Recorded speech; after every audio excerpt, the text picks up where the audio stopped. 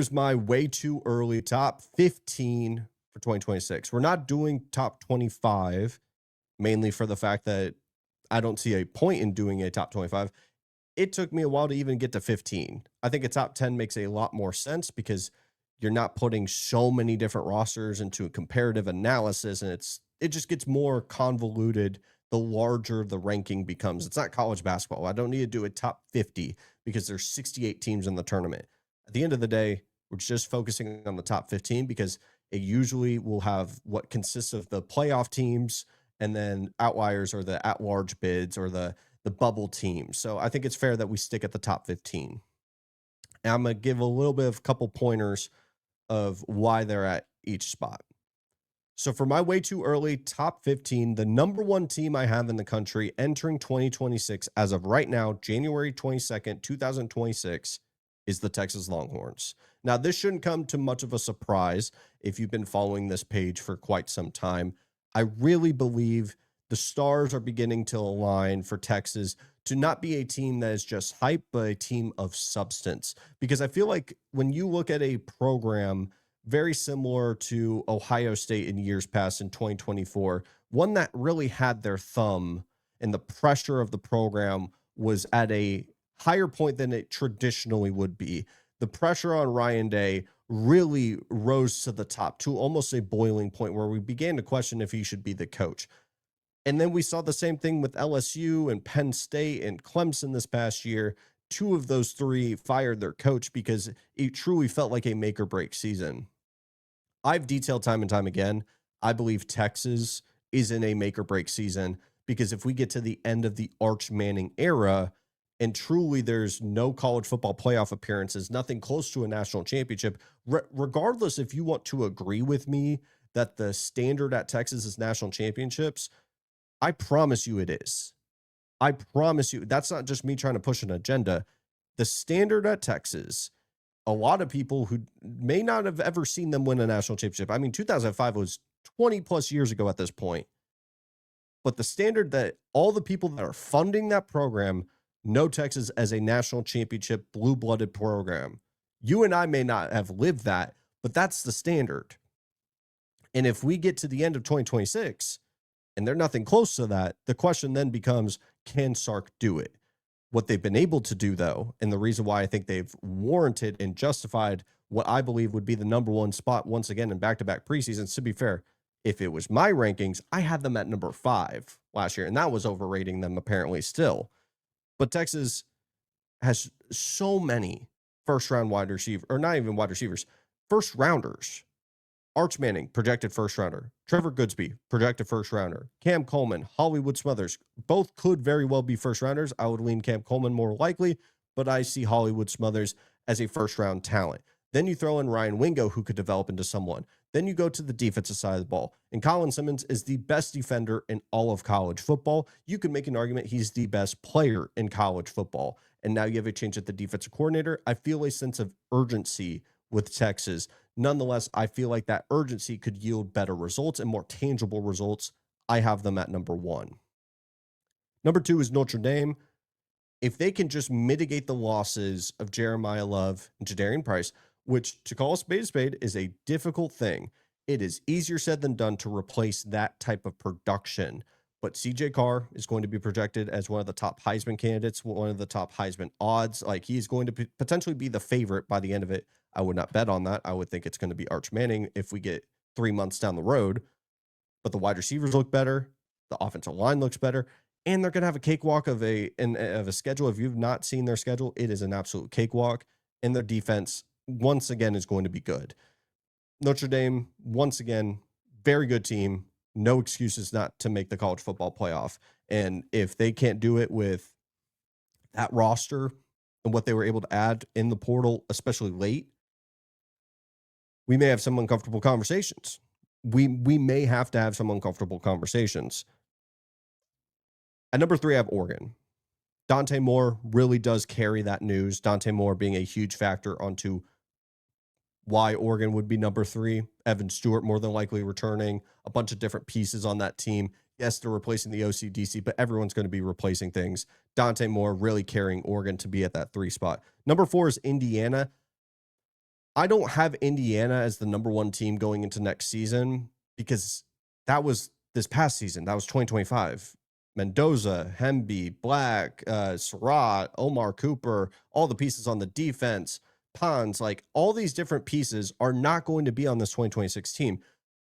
Now, do I believe that Indiana is going to still be a freight train and one of the best teams in the country? Yes, that's why I have them in the top four, because I believe that they can replicate that success and that their process and what they've been able to do in the portal and elevating the talent roster, all of that points to great signs. But there's a lot of changes. And I think even for Nick Saban and even for Kirby Smart, those types of adjustments and roster turnover, the best of the best struggled with it. And Kurt Signetti, I think, is one of the best of the best. But I'd be naive to think that he could be an anomaly that could just mitigate all that turnover and immediately just justifiably be the number one team in the country entering 2026. I'm not one to believe it because I'm judging what the roster could be in 2026. At number 5, I have Miami. This is mainly lifted up by the fact of Damon Wilson, the edge rusher out of Missouri, who projects to potentially be a first-round pick, has just committed with Miami. Then we have the Darian Mensah situation, so they got their quarterback figured out, plus Mark Fletcher, plus Malachi Toney. And if somehow they get Jordan Seaton, they're going to find themselves probably in the top 3 over like Oregon and potentially top 2. Miami's not going anywhere. The talent acquisition and the ability to do that isn't just going to fall off the face of the earth. And now that they have a program that has some sustained success and actual proven results, I expect them to be able to get even more players. So nonetheless, Miami is going to be at number 5 for me. Number 6 is Ohio State. They're going to have to flip that entire defense. Jeremiah Smith, though, Bo Jackson, Julian Sayin, and an offensive coordinator, and I believe defensive coordinator changes.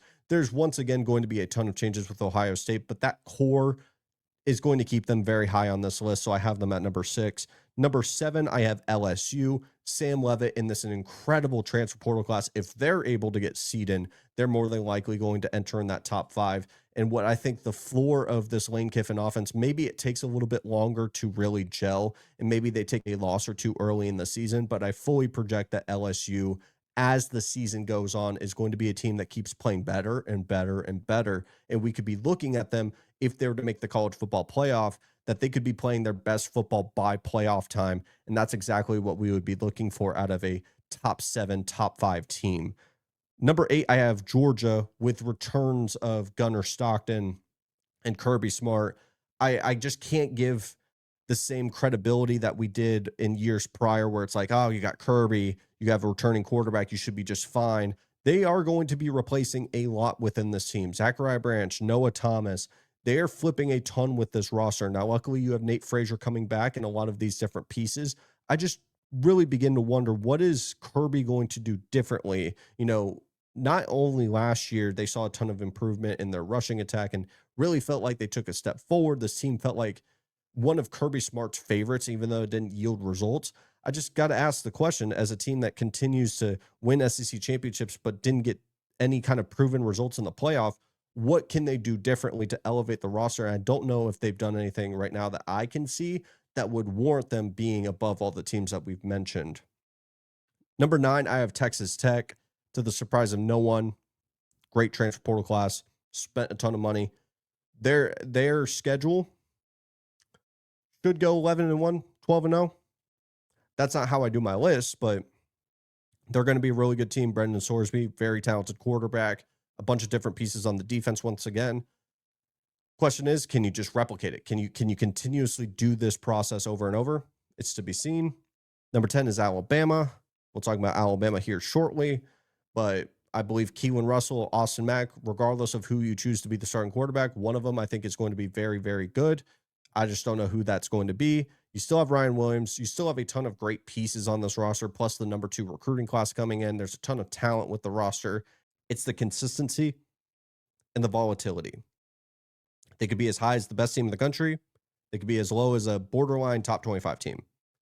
So I really don't know what to expect with Alabama, so I saw them at 10. Number 11, I have the Oklahoma Sooners and John Mateer, returning quarterback. You're going to have a great defense once again. I just wonder, what can you do to save the consistency of not only Mateer, but the overall offense that is going to have a lot of different pieces on there? Can you fix the offensive line?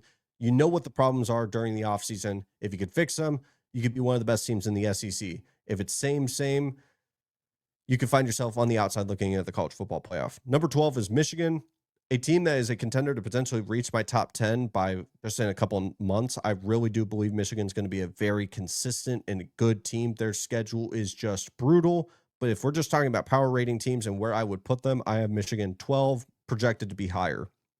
Number 3 is Texas A&M, returning quarterback in Marcel Reed, top 3 portal class, Mike Elko, a ton of things to like, but they are replacing one of the most seasoned offensive lines in the entire country in 2025 to having a ton of new faces. That's a big risk. You're going to have to replace Cassius Howell. You're going to have to replace Casey Concepcion, Le'Veon Moss, a ton of faces that you had become accustomed to with Texas A&M, a lot more pressure on Marcel Reed. So they're going to go as far as Marcel Reed will take them, but I can't put them higher than 13. Number 14 is USC. You have to replace the production of Jacoby Lane and Mekhi Lemon, but you have Jaden Mayalva, the returning quarterback. You have another year with Lincoln Riley and crew. And I'm very interested. Gary Patterson, former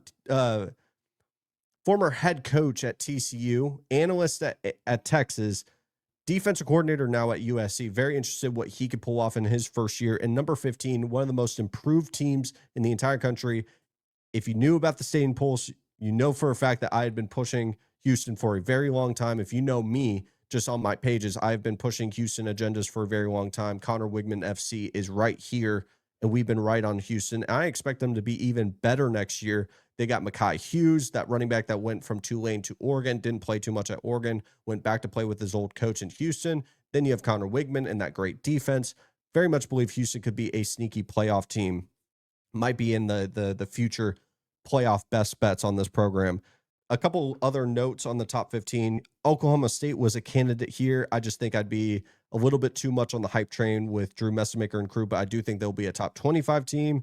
Miami and Indiana are not going to be going anywhere. I think that they both could rise up in the rankings. I think Indiana may drop, if anything, but Miami may slide themselves into number 2. And then I think Houston could be a Big 12 title contender and a playoff contender, as we've mentioned before. But just to recap for everyone, let's go through the top 15 real quick. We got a couple people here. If you are fresh and haven't seen this face before, welcome to the Stadium Pulse. My way too early top 15. Texas at number 1, Notre Dame at number 2, Oregon at number 3, Indiana at number 4, Miami at number 5, Ohio State, or the Ohio State Buckeyes at number 6. Number 7 is the LSU Tigers, Georgia Bulldogs at number 8, Texas Tech Red Raiders at 9. Number 10 is the Alabama Crimson Tide. Number 11 is the Oklahoma Sooners. Number 12 is the Michigan Wolverines. Number 13 is the Texas A&M Aggies. Number 14 is the USC Trojans. Number 15 is the Houston Cougars. Let me know what you think of this top 15, and I'll see you guys next time.